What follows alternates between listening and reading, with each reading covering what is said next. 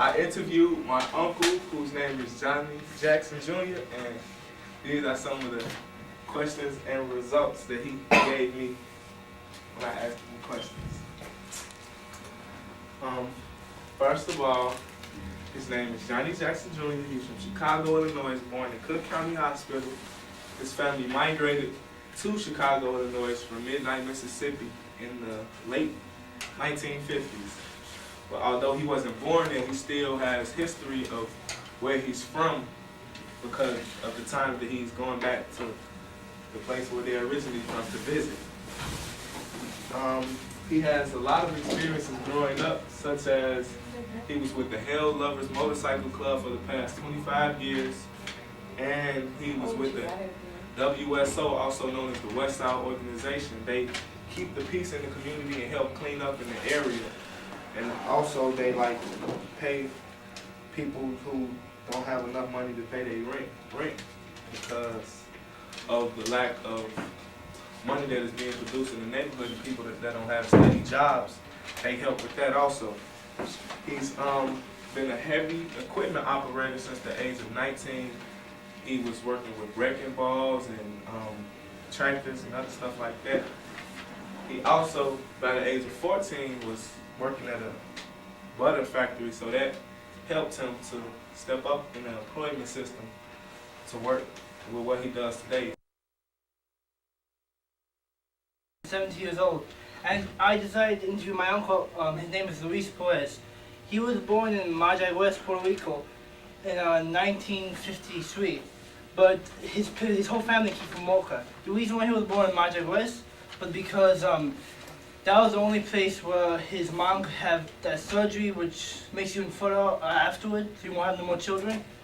So then, after he was born, his parents found out that he was kind of sick, so they couldn't take him with them to New York.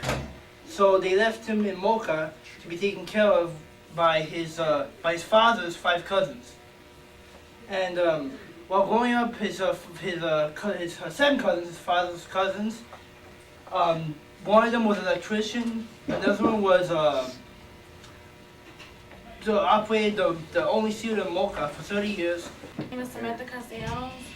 I interviewed my father, Axel Castellanos Sr. He was born September 26th in 1965. He's 2, 1. My name is Perez. I'm 16. I'm doing a project on oral history, a presentation, and my interviewee is Perez, which is my father. He was born in May 17, 1967, born in Saladillo, Zacatecas, a little ranch. And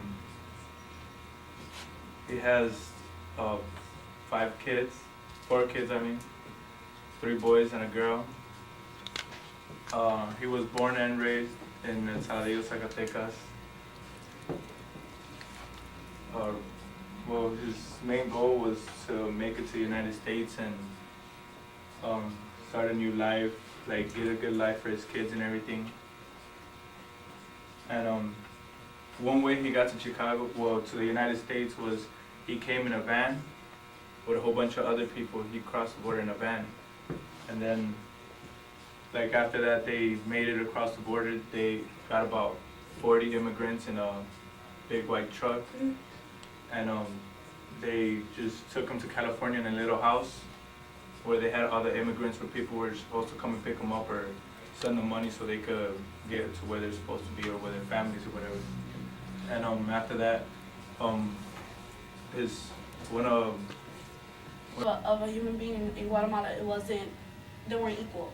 They were not treated as human beings, as equal human beings. They were treated differently, as more of a lower class.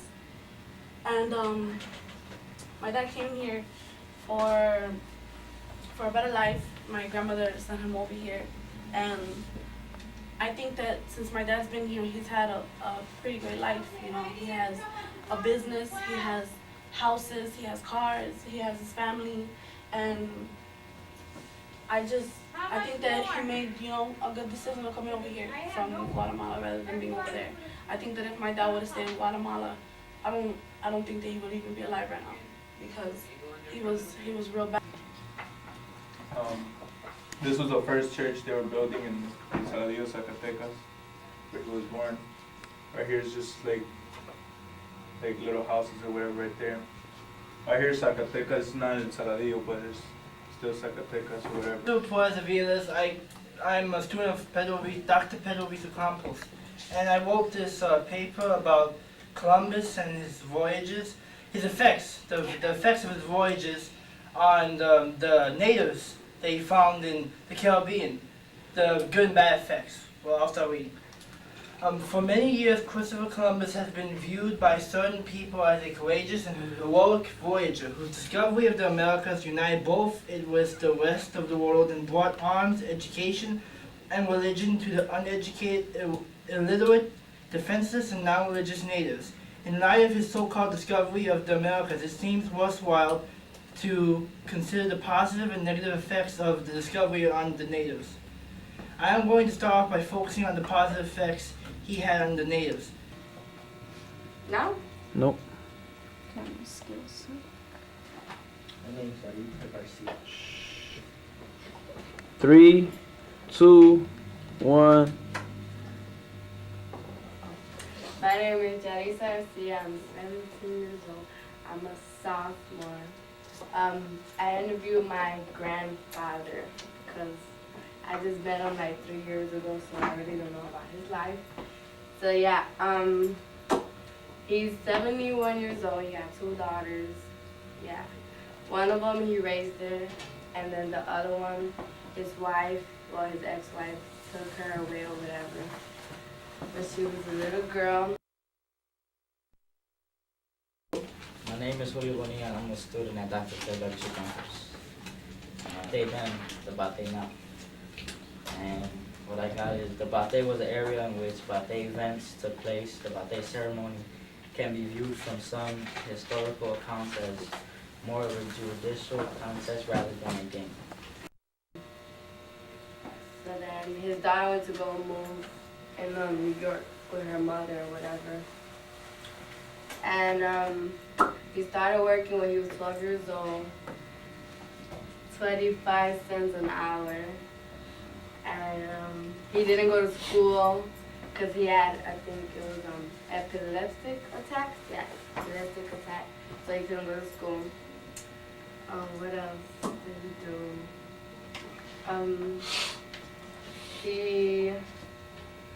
For fun, he used to just like chill with his friends, go to the movies, drink a beer. Then he finally saw his daughter. Go. Hi, my name is Elisa Diaz. I come to Dr. Pedro Albizu. 1. This is my brothers, and I'm the only girl. This is La Plaza in Puerto Rico. He lived and raised in Cagua, Puerto Rico, whatever. This is like a thing called like the Plaza, like the little park or whatever.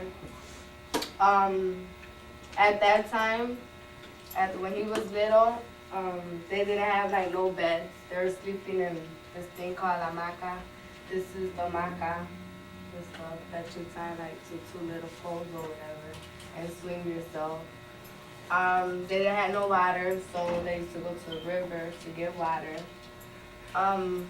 They didn't, let's see what else was there. Hey man, you should be recording all this for bloopers. He's recording it. She like sings every time she talks, right? Yeah, he is already. Ready? 1, go. What the hell? Cut. I'm sorry. Hi, my name is Justina Ortiz. And I attend Dr. Pedro Albizu Campos. And my paper is on the slavery existing today. Does slavery exist today? I'm gonna read it.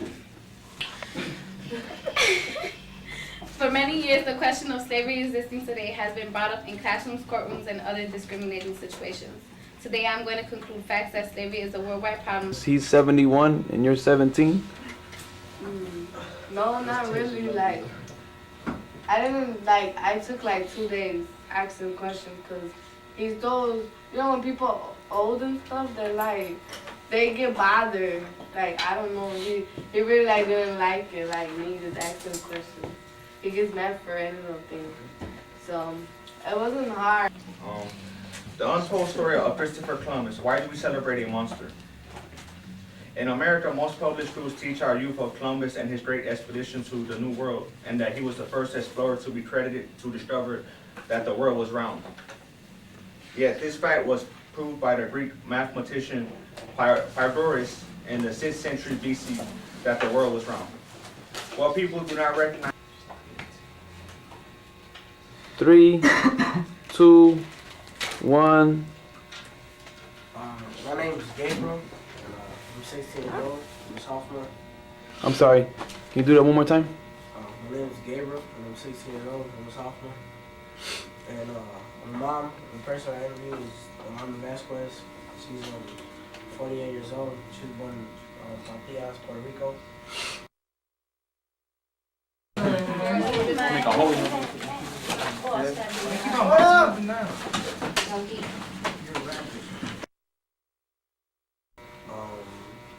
She works downtown somewhere. Let me see. She was born there and like raised for a little bit there, and then came to Puerto Rico. Her family came to Puerto Rico because my grandma and her sisters and stuff, they had kids, and like a lot of them didn't have their fathers, so they needed to come to Chicago to get jobs. In Puerto Rico, Villegas, I'm for the FOC, and this is Liliana Osorio. I'm from FOC. we decided to take our topic of the celebration of Christopher Columbus Day, and Emilia's gonna do something about it. In all my school life, we celebrated Christopher Columbus Day. I decided to talk about Columbus. One reason is that I am curious of what are some reasons we celebrate. I know that he did good things, but is Columbus really a hero? Some people say that Christopher Columbus discovered America, and Americans believe Columbus was as a symbol of everything they admired in themselves as a nation. So I wonder, why do we celebrate Christopher Columbus Day? After getting some research, her family came to Puerto Rico because my grandma and her sisters and stuff, they had kids, and like a lot of them didn't have their fathers, so they needed to come to Chicago to get jobs. In Puerto Rico, they didn't have that many jobs back in the day or whatever. So experience of my growing up is My own question. Okay. What do you think that song brings to the table? the one where we sing. Yeah. I think because a lot of it means like, you know, just to stand up and fight for what you believe for. I think it just brings a lot to the table because once people sing it, like they don't sing the one that, you know, we sing right now on Mondays. I think it's better that if we sing that one because it brings such a pride and an honor to be Puerto Rican and to stand up for what you're doing. Not even just Puerto Rican, just being Latino in general, you know. It's just like man, you know, you gotta stand up, you know. My family was in Puerto Rico, like they're real poor, like where they were born at. They were born in like it's like in the mountains of Puerto Rico, so it's not. My topic was the women in Grito de Mares, so I'm gonna read my essay. Puerto Rican women have always been played a big role in the history of La Isla de Encanto. For example, Bodybuilder, so he used to work out and she used to have to take pictures of him and stuff. I had a picture, but it didn't fit because I don't know, it was just that. That's pretty much it. That's any question if you want to.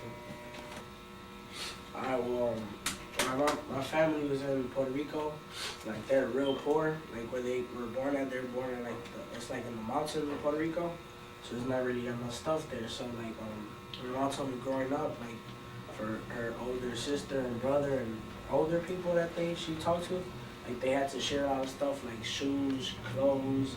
Like they're so poor, so like they had to share toothbrushes and stuff. You know what I'm saying? And it was like real ghetto. You know what I'm saying, when they lived there. So there was like people getting killed.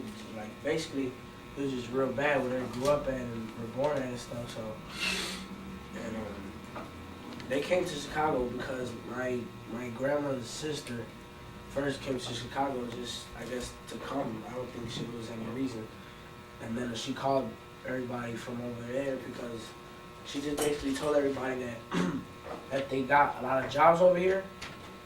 So she called everybody, like my grandma, her aunt. Hi, my name is Asa, and I'm from Pedro, Campos. My topic was the woman in Tirito de Henares, so I'm going to read my essay.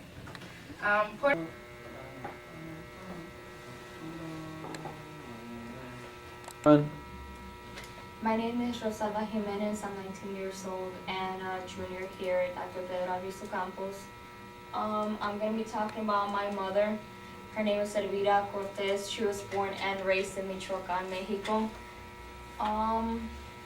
She was born on March 3rd, 1968, and she grew up in a very poor place in Michoacan where there was a rancho, very poor. They grew their own crops, had their own animals. It was rough for her growing up because her father didn't allow her to go to school because he didn't believe that women were made for school, only the men. And the men grew the crops and everything, and the women took care of cooking and cleaning at the house and taking care of kids. She helped her mother with her brothers and sisters. She had 4 sisters and 6 brothers.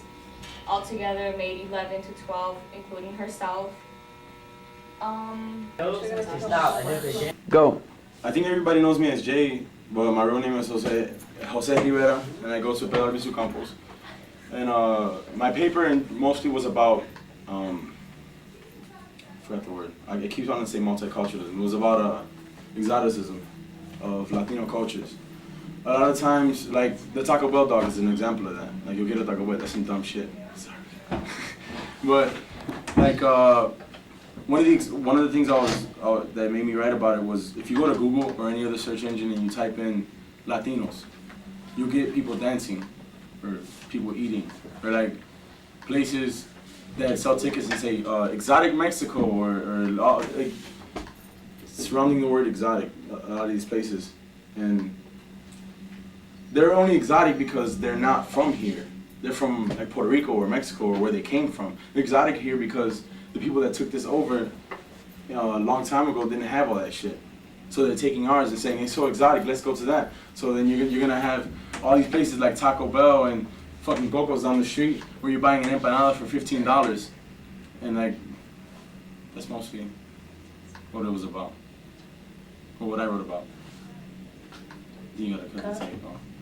What about your connection to Columbus? You can stop and rewind and then you, okay.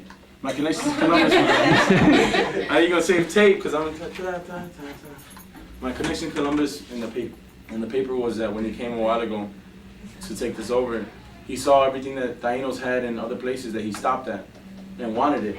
So he just said, he just took it because he liked the way things were done and what we had. So you agree that Columbus didn't come here first? You can go faster, man. Yeah. You He do? didn't come here first. You don't think so? No. Taínos were here first, and the other Native Americans were here first. The indigenous people, not Columbus and his Spaniards and like that. As you see, Novelle's interrupting at the door. If you want to film her face through the door, there she goes. She's running away. Get her! The title of it was "Exoticism in a Nutshell." I was just explaining what it is and where it's used. I'm gonna read a section I wrote about Christopher Columbus, a small part of it. When Christopher Columbus invaded the Americas and the Caribbean, he sought out to get strong workers and whatever else there was besides the people that lived there.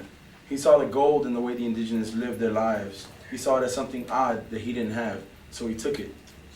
It was done to other countries more recently as well. There's an example of that. At the premiere of The Last Samurai, the movie with that dude in it, the extras of the movie, mostly women, were made to wear kimonos. That shit that Denisa wears, which is Japanese, but she's Lithuanian. were made to wear kimonos and stay in character for the entire night, like staying like they didn't understand English and shit. That was one example. Cool down the curtain. Yeah, sure. That's not geared to us. It's geared to But like. it's like, yeah, but I'm saying like the part, especially like you said in the beginning, like off the internet, or if you like put in Puerto Rico or Latin people, you'll see like, oh, exciting Puerto Rico, and you'll see pictures of the nice island and this and that. But it's like you're saying that they're trying to commercialize it. But like, let's say if I'm trying, I'm trying to head to the Philippines, like it's Christmas, I want to see places like that because it interested me in going there. Of course, they're not going to try to head it towards our people because, it's like our people don't, like, they, they're saying, like, experience something new, go to Puerto Rico, see what it's about, like, places like that because it interested me in going there. Of course, they're not going to try to head it towards our people because, it's like our people don't, like, they, they're saying, like, experience something new, go to Puerto Rico, see what it's about, learning, Learn, but like, I'm saying, like, learn the real stuff. Don't learn what they're showing you. Like, yeah, you're gonna go to the Philippines and stay in a 4-star hotel. You're not gonna stay where. There was a washroom in the house, so they had to go like into the backyard or somewhere else to use the bathroom. They had no water or electricity, so they had to go to the river unable to wash their clothes and to get water. The house that she lived in was made up of, the walls were all made up of wood, and the roof was just a piece of cardboard to cover like when it rained. And the crops that they grew, they mostly grew them during the raining season because there was a dry season, so they had to preserve as much food as they could unable to be able to eat. And that's it. Okay. My name is Yarisa Garcia. I go to Pedro Campos High School. Okay. Does slavery exist? In a 1926 slavery convict. I can't. Look in the camera. What?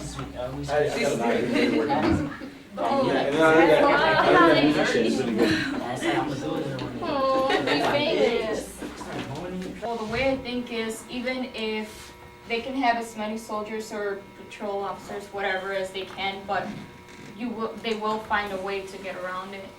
So there's never going to be something that's gonna make them stop, because once you want to cross, you're gonna find a way around. Look at him, his face, like, you know he's gonna say it. My name's Rosalba Jimenez, and I'm from the Pedro Campos. My paper's about slavery.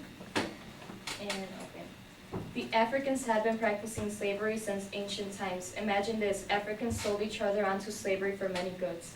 Mothers sold their children, brothers sold their sisters, husbands sold their wives. In many cases, slaves were captured in warfare to then be sold by Arab traders in North Africa.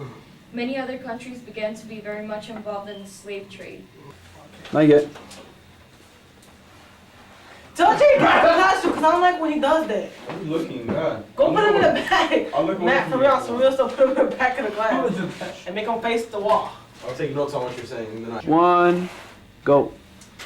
My name is Elisa Diaz. I'm a sophomore at Dr. Pedro Campos. I'm 17 years old, and the person I'm interviewing was my aunt, Margarita Fernandez.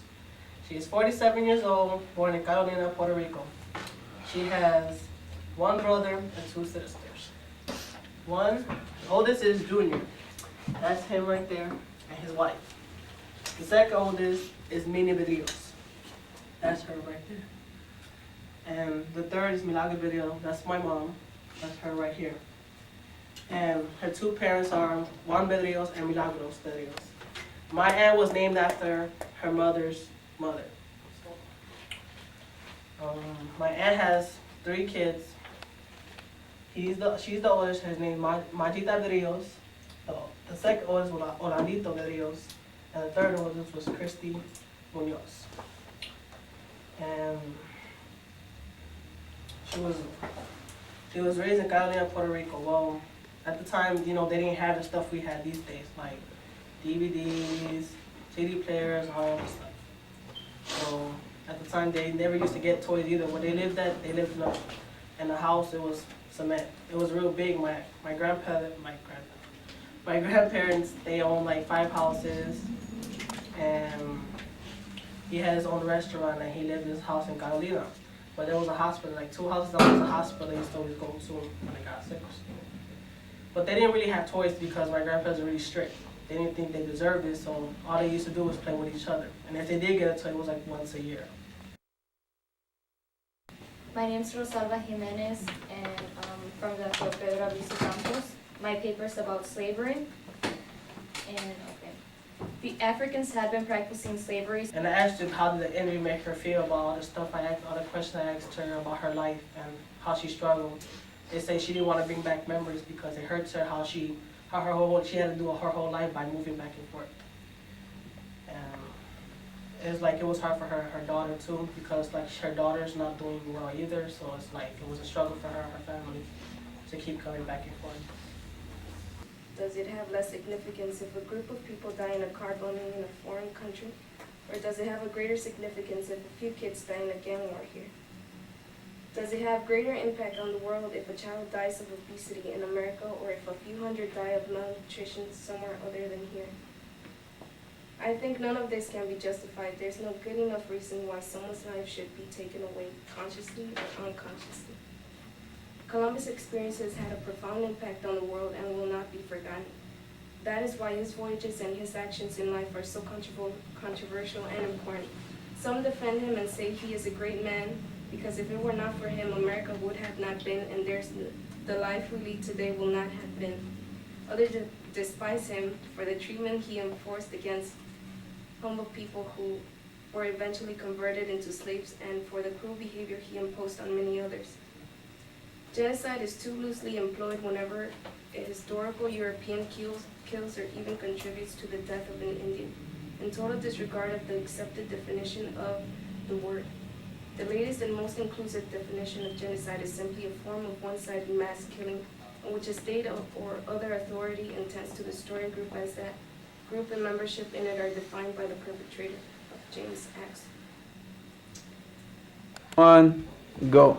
Hi, my name is Jaime Andres Cruz Jr. I attend Dr. Pedro Albizu Campos High School, and I'm a sophomore. My presentation is basically the life stories about both my parents, Yolanda and Jaime Cruz. And the story about my father was that he was born in Chicago in 1967, October 29th. And then at the age of 6, he moved to PR because my grandfather got injured at work, and so he was on this disabled list. So they just moved to Puerto Rico. My father has 2 brothers and a sister. My father is also a twin, and he's the youngest child. He attended grammar school and high school at Puerto Rico, and he moved and he was living in Las Piedras, Puerto Rico. He left his home at the age of 14 to live with his grandfather. And then, so he was basically working since the age of 10. And at the age of 17, he met my mother at their first job together at a grocery store at the age of 17, like I said. My name is Lily, and I'm from Pedro Albizu Campos, and I wrote my paper on Columbus. And it begins, the exact date for his birth is still unknown, but it is believed that he was born in 1457 in Genoa, one of the most ancient mariner communities of Middle Puerto Medio, Colombo. He was believed to be of Italian heritage, a young man who would never really be able to comprehend the immensity and controversy of his accomplishments, who would revolutionize the world. He was someone full of adventure and curiosity. One would later become a great sea voyager known throughout decades. Someone whose history would be recorded, whose actions and opinions would be taken into consideration, and whose adventures in small passages in life would be written and captured in textbooks for many generations to come. Such a great person, powerful, and so important that he would have a date and time. I can do this. Are you ready? One. Hi, my name is Margarita Marquez. I'm 18 years old and I go to the Family Learning Center, and I'm a senior. And my interviewee is my grandmother from my mother's side. Her name is Margarita Torres. My grandmother is 68 years old now, and her birthday is April 25th, 1938. And So Crystal, you came here this morning and you brought your baby with you. Do you have your paper ready to turn in? yeah, I was doing it while I was in labor. I'm just kidding. Like, So let's see the baby. Close up. Wow, look at the baby. She's knocked out. Yeah, that's good. Let her stay like that. Getting some rest. She sleeps all night or no? Yeah, no pains. I wish. She's my alarm clock. 1, go. 14 years. When she was 14 years old, she got married and moved to Chicago. And now she lives on the south side of Chicago. And she works for St. Vincent de Paul, one of the retail stores for the Salvation Army. And she makes, in her spare time, she likes to do like crafts. She makes like little Puerto Rican bags for the festival, like necklaces, and she knows how to sew, and she makes dresses and clothes for everybody. And she has 9 children, and now she's a grandmother and a great-grandmother. When she got married in Puerto Rico, her real name in Puerto Rico, her full name was Margarita Rodriguez. And then when she married my grandfather, her name became Margarita Torres. She had her first child when she was 15 years old. My name is Emma Ortiz. I come from Family Learning Center, and I'm going to present my research paper that I did on Christopher Columbus about Based on all the information that I have gathered, I believe that the positive things that Christopher Columbus brought to the Americas do not outweigh all the negative contributions that were made. Because Christopher Columbus did not have to kill man, he chose to. He didn't have to enslave African Americans or Native Americans, he chose to.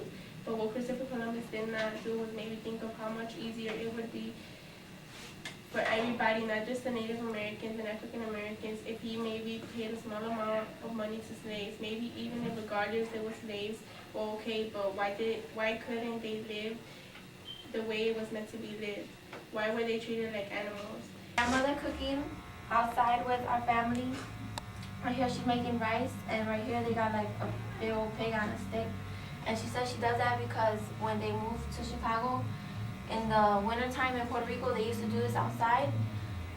They used to cook the food outside, and she just wanted to like bring the tradition with them here. And on the weekends, the family would get together and cook outside. This is like her whole family, all her kids, when they were little. And this is her and my mom and them. And this 2 guys right here, my mom's brothers that died. One of them died from HIV, and one of them died from another disease I'm not sure what. This is a test. Yadira, I'm zooming into you. Hello.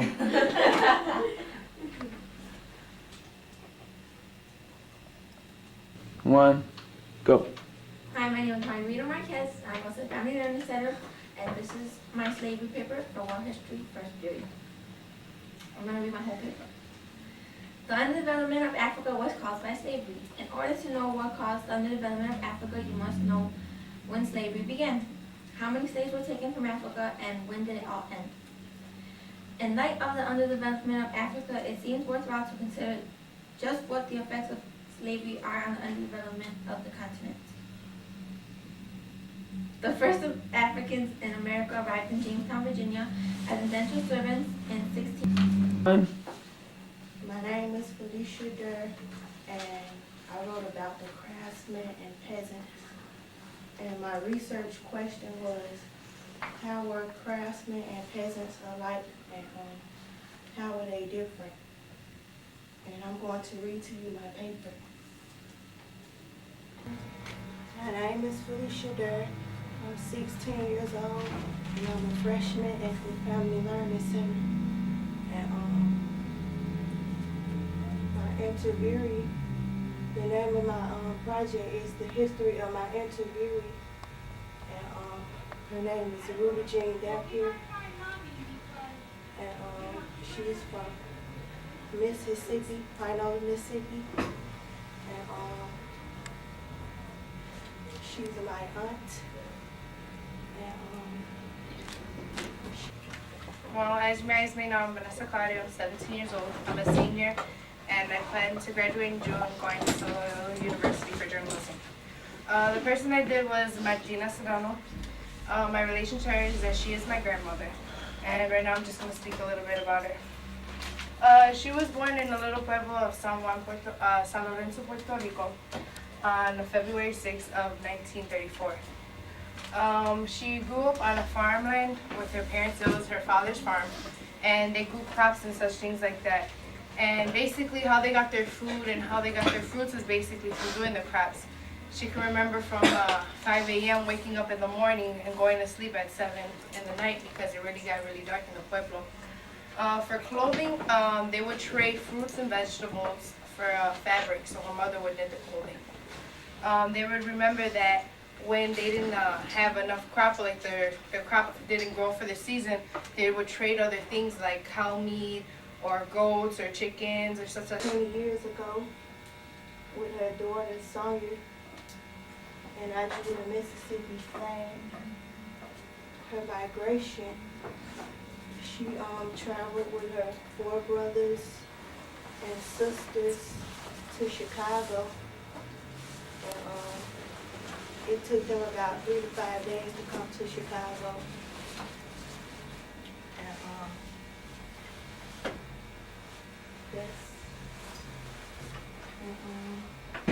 During the parrandas, before that, you'd see the men carrying like a live pig, and you see all the kids play with it. And then later on, the head of the household, would take it into the garage and basically kill it and everything. And all you see them taking part. I had pictures of them, but somewhere along the line they got lost. Here is in downtown. I think that's one of my aunts. She was a pom-pom or cheerleader in one of the parades. 4 pictures I have down here are one of the parrandas at my grandmother's house. And over here is just basically baptisms and old pictures. This was a dear friend to my grandmother. They came from Mexico, but supposedly she said that they got deported back. And a few months after they got deported back, one of these little boys got ran over by a car and he died. Basically, these are all the kids' names. A picture of Miami Beach when, like I think back in 70 something. And basically, there's a picture of all the kids on the porch in front of the big house. Go. Hi, how's it going today? I'm Anthony Rivera, and the person I chose to interview was my stepmom, which is Norma M. Torres. She was born on May 27, 1951, and she was born the oldest of 4 siblings. And the 4 of them are Oscar Alberto Torres, Catalina Torres, and Nitza Torres. Okay, which they all live in Humboldt Park even today. Okay, she was born in Ponce, Puerto Rico in 1951. Okay, but she moved to Lares at a very early age, and that's where she spent most of her childhood. Okay, so she moved. Her father was a minister. He recently passed away. A wonderful man. I had the chance to meet him before he passed away, and his name was Viejo. Jose Torres, but we all called him Viejo. He was a minister at a church over here. Okay, so you know, she had a very good childhood, more or less. I was talking to her and everything. She moved to actually her father moved to New York because he had offered a job in New York at a church as a minister job. So he was there, and 2 years after he got settled and everything, he sent for his family, which was in Puerto Rico at the time. So he sent for them. So they all went over there. They all moved to New York, and you know, they enjoyed it. You know, she told me a couple of times when she arrived at her new home, you know, she thought that her when she told me about what was going on in Mississippi, the prejudice.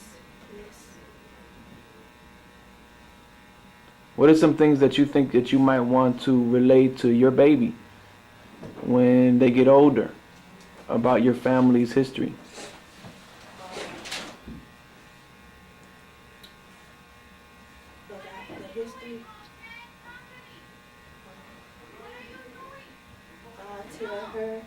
I tell my child about the experiences that my aunt went through, and I'll keep her from having those experiences, like the bad ones she had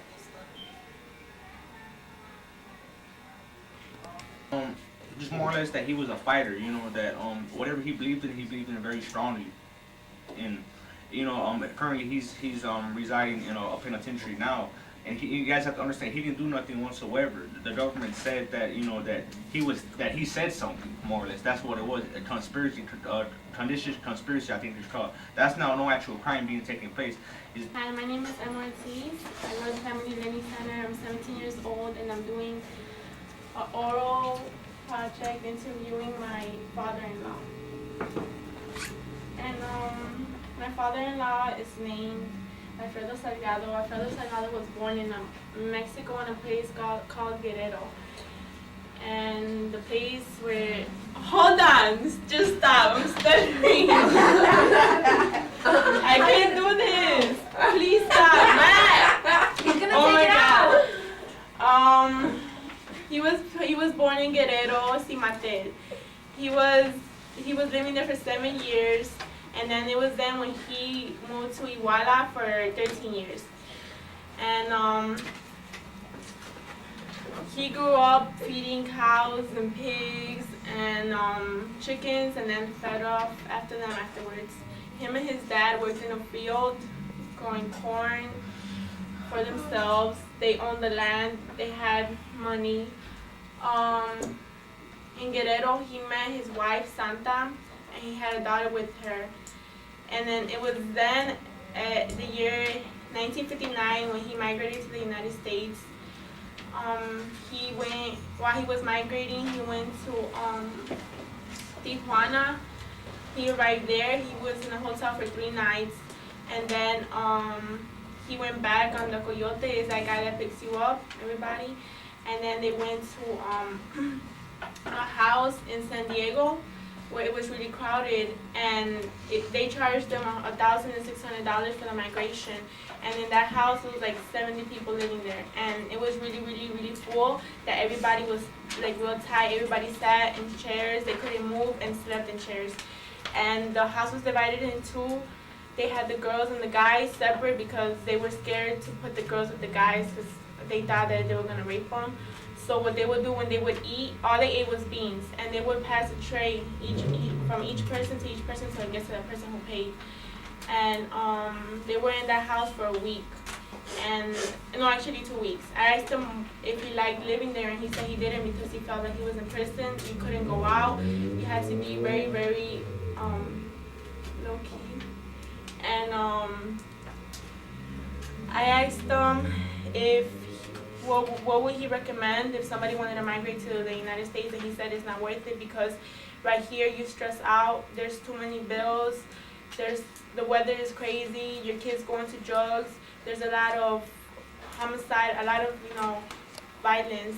So he said he'd just rather go to Mexico again, even though that he doesn't have what he has now, it's a better life to live in Mexico. And I asked Alfredo how he got his name. You basically was feeling. My name is Vito Morales. I interviewed Saul Melendez, in which we talked about his father, Angel F. Melendez. He was born and raised in Puerto Rico, in Guayama, Puerto Rico. And, see, I forgot. I should have wrote them things. Can I read off my paper? Try not to, but That was one thing he didn't want to show me. You get nervous. He was born and raised in Puerto Rico on May 15, 1936.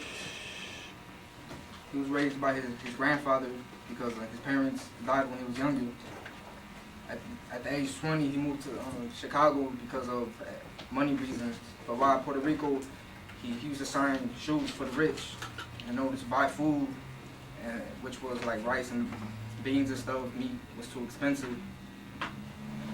Back then, Puerto Rico was poor, so he used to in order to shower, he called it the bird bath. He used to go to the nearest river and wash himself up and stuff. He moved to Chicago when he was 20. He stood near here. He said when he first came to Chicago, he faced a lot of racism. He found a job in a factory in a steam mill. And he met his wife, Sonia Melendez, and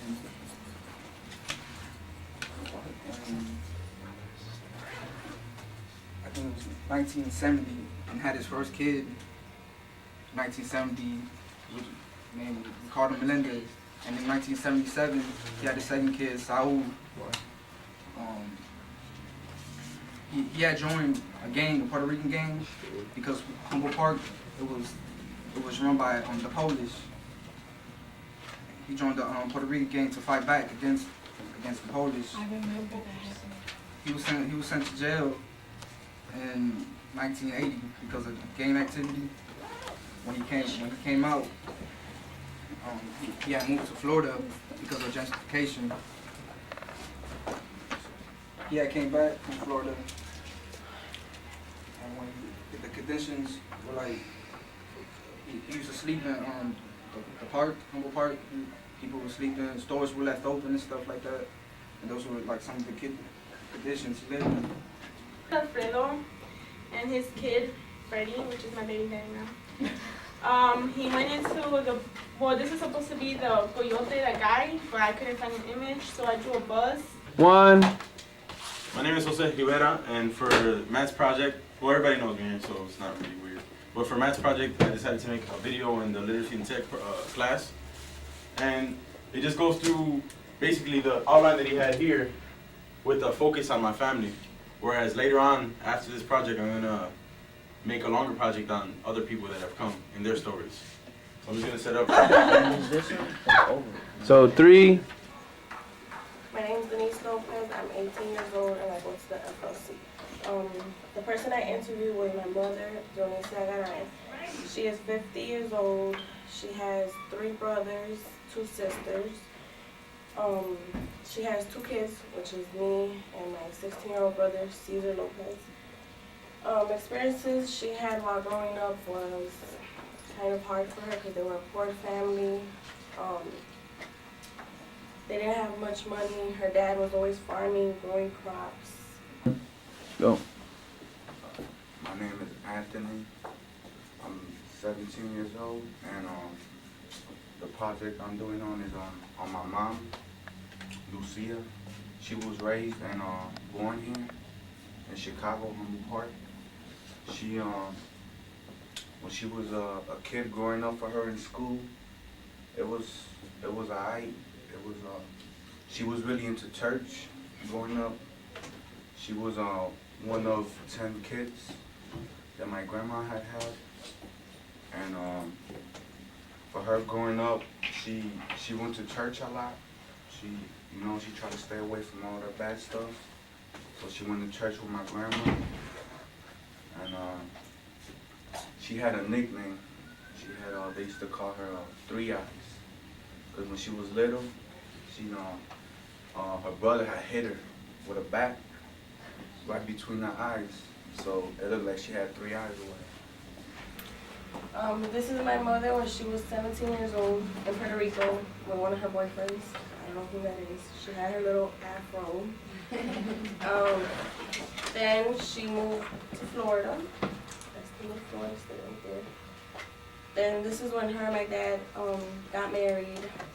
A year later, this was her with a belly, pregnant with me. 9 months later, I was born. There goes my dad. And then from there, a couple years later, me, my mom, and my brother took the bus to Chicago. And 1. My name is Justin Barrage. I'm 18 years old. The person I interviewed was my grandmother, Kate. My grandma Kate, she was born in 1954, March 12th, and right now she is currently 54. Can you restart that? Please. I'm through. Where you going? I'm through. I messed up. What do you mean? She was born in 52, and I said 54. That's okay. Alright. Come on, finish. This is your presentation. I mean...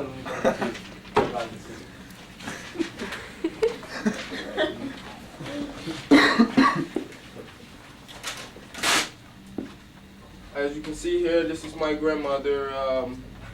Basically, what she was born and raised in Mississippi, right outside of Jones County, called.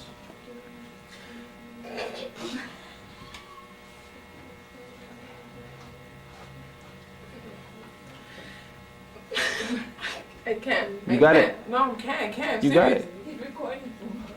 This is your presentation.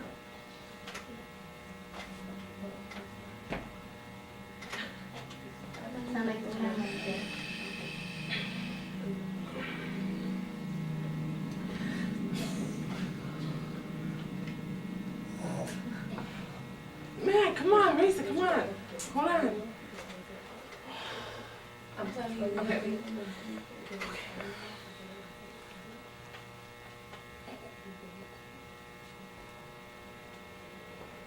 Don't look at me. Okay. Hi, my name is Rosalie Molina. I'm 19 years old. I'm from the FLC. The person I interview is my mother-in-law. Her name is Connie Hardeen. She got her name from her great aunt. She's 37 years old. She was born June 2nd, 1996. She's one of 13 kids. She got 7 brothers and 5 sisters. But she was one of her mom's favorites. She was like her mom's best friend or something. She has 3 kids, but one passed away when they were 3 years old. He was really sick, so he didn't make it. And she got 2 other kids, a boy and a girl. She was born in Chicago, but her mom was born in Mississippi. Her mom came from Mississippi, Shaw, Mississippi. Her mom came when she was 18 years old, and the reason why she came because she wanted to start a new life somewhere else, so she came to Chicago.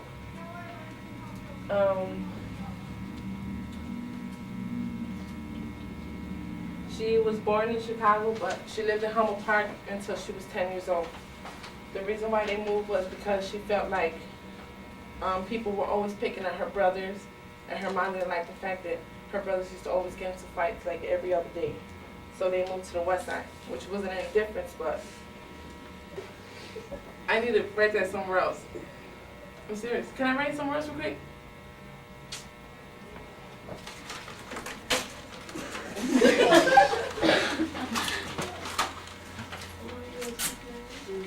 It's unacceptable. You left it. My name is Perez, and my interviewee is my dad. I did him because he's like somebody that I look up to a lot, because he... Go. On. Hi, my name is Yadira Villegas. I'm 20 years old, and I'm a senior, and I go to the FLC, and I interview my mom. One reason I interview my mom is because I think when she was young, she passed through a lot of stuff, so I think it was important to know. Maria Martinez is my mom, and she was born in San Pedro, Acuaro, Mexico, and she was there for like up to 14 years old. She, her mom was named Sara Luna, and his father was Francisco Martinez. My mom, she told me that she had 12 brothers. She was the second one, and she never went to school. She went to school up to 2nd grade. She couldn't go out to school because she had to take care of his brothers. His dad, her dad thought that she was Well, my dad told me some good things and told me some bad things. Like, one of his bad memories was that when I was being born in the hospital, he was at work, he was driving from his work, and some car crashed him, and his car flipped. He didn't have any papers or anything. So he just like got out of the car and just ran, just left that car there. And about like, I think around November, he had another car accident, and he was with my 2 uncles. They were a little bit drunk, and their little it was a little Jeep, and it flipped over, and like the top part is soft, so it just came off, and one of my uncles was in the back, and my other uncle, he doesn't remember anything. He just remembers that he was standing up, like right next to the car, and my dad was knocked out, like next to the car, and I don't know, that when the car flipped, it just needed like one more flip so it could like crush my uncle, and my uncle was all surprised and he was in shock. That was a bad memory. My dad says that one of his good memories was meeting my mom, which he loves a lot. Something that I didn't say in my project was when she was traveling, she didn't have a lot of school experience. She wasn't allowed to go to high school because all she did was work. This is me and my mom and all my brothers.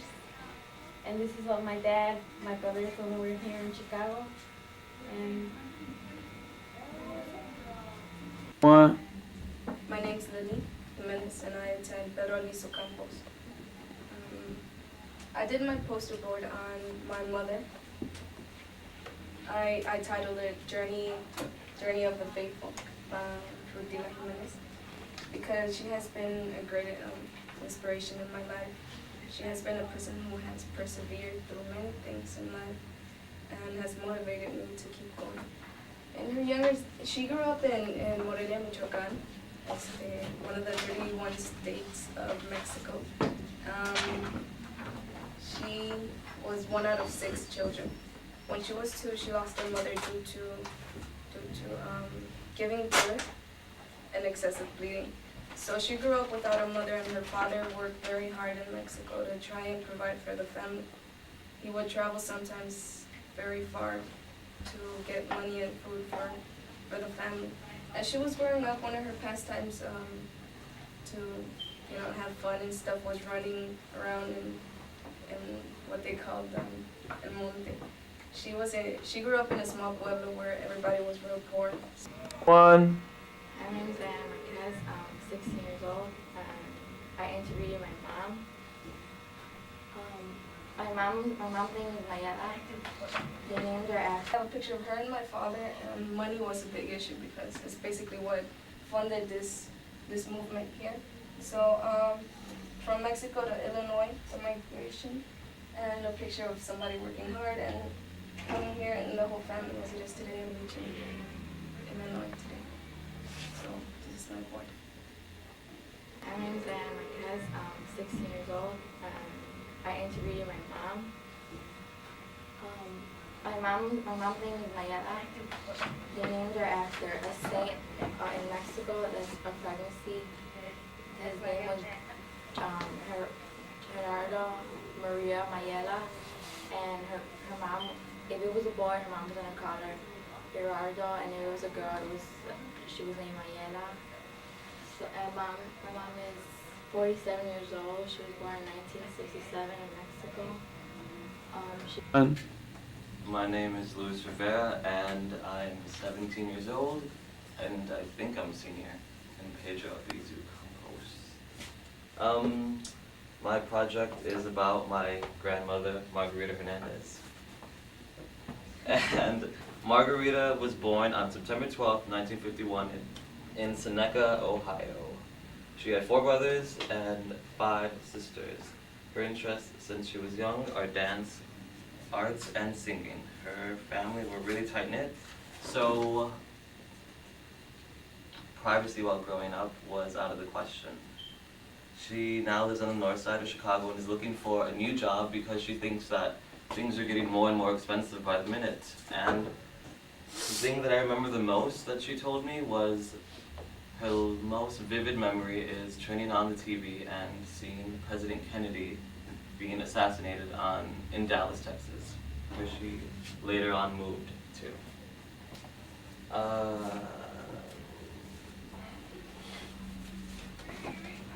Seneca, Ohio, her hometown, was a comfortable place, she said, because of the small families and small houses there. She described the weather to be similar to Chicago, except she doesn't remember the winters being as harsh as they are here. Then, when I asked her about her living situation in Laredo, Texas, when she moved at the age of 8, she got this really big smile and said that when she wasn't cotton picking in the fields, she was playing with her brothers and sisters. And the best thing about growing up in the 50s was how incredibly cheap things were. She said, while living in Laredo, she drank Coca-Cola like it was water, and a bottle of it only cost 35 cents. So, now to my photo part. This right here is my great-grandmother. Her name was Celadonia, and she was born in 1923.